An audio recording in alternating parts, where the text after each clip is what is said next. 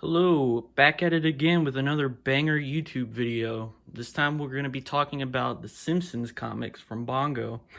And I just wanted to share my collection with you and talk a little bit about how I was introduced to the Simpsons. So here we have a poster that I pulled out of one of the comics, out of this comic. And one of the symptoms of pulling a poster out is that the covers oftentimes fall apart. So, you see, this one is a reference to Will Eisner's the Spirit, and it came out around the same time as the Frank Miller directed movie came out. So about 2009. I think most of the comics I have here are either from 2009 or 2010, and I guess that's just when I started really getting into The Simpsons. This is another issue that I have by Ty Templeton. I think he does like some of the Batman adventure comics, or the Adventures of Batman, the animated series comic. So the reason I started buying these was because they were always available at the grocery store. So like I would go to the grocery store with my mom or dad, and they would have comics there, DC, Marvel, but they never were dependable about like restocking. So you would just get like a random issue and had no way of knowing what came before or after this random issue. And the good thing about the Simpsons comics is that you don't have to have read the last one. They're standalone completely. This is a free comic book day issue from 2009. This one also features a little story from the Futurama characters. If I can find it. Yeah, here it is. Leela and Amy, which is Matt Groening's other TV show.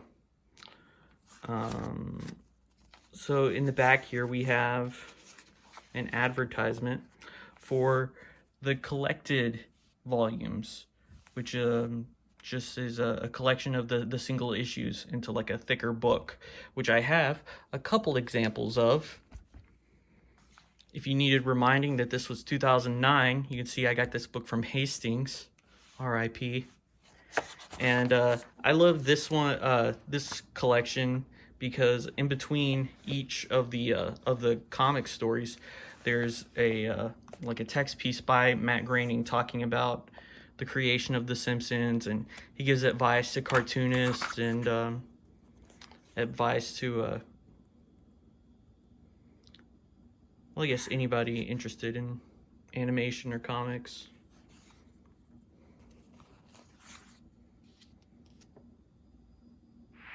I have this other collection that doesn't have any letters or text pieces in between the different chapters, but it is on a different type of paper that I really like. It's like not the glossy kind. It's very matte. And I think I prefer the way it looks.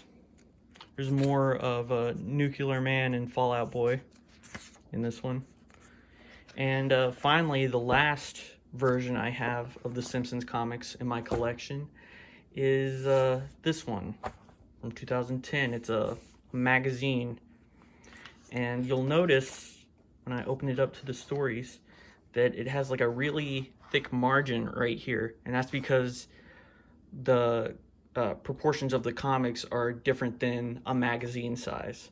So you can see that they just like took the comic art, enlarged it a little bit, but you're still left with a wider margin because of the magazine. So it's just reprinted right from the comic art. And the last thing I want to show you is the special Treehouse of Horror comic of The Simpsons.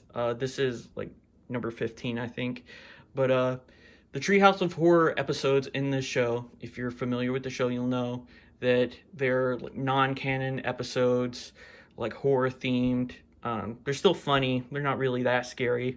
I mean, it's The Simpsons. They're still pretty tame.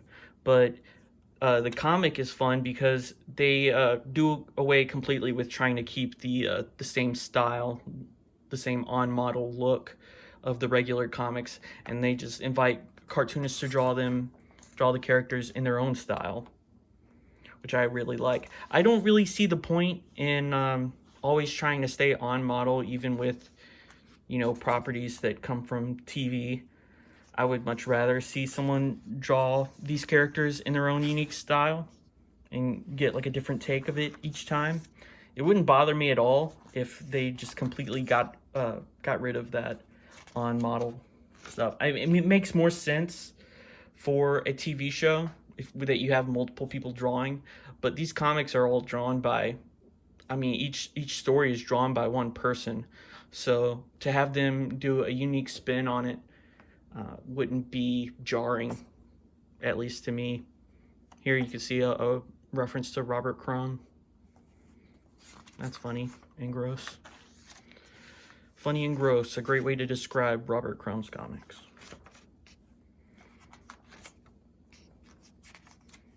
You see some of them get like really detailed, like much more detailed than you would see in the actual show.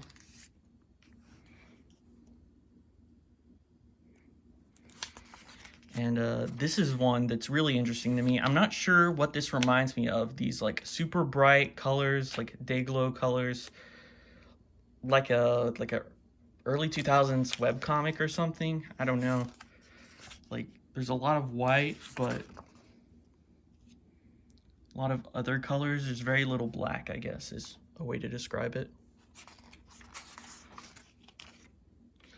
And I don't remember anything about this story, so this is just as confusing to me as it is to you.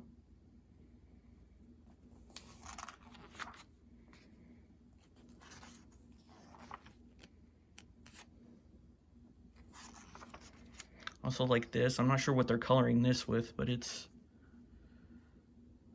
looks like a physical media of some sort. Maybe like a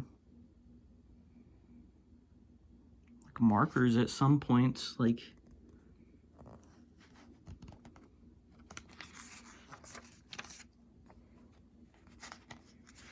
yeah, you can kind of see the streakiness here that they were coloring it in with a marker. I kind of like that they left that.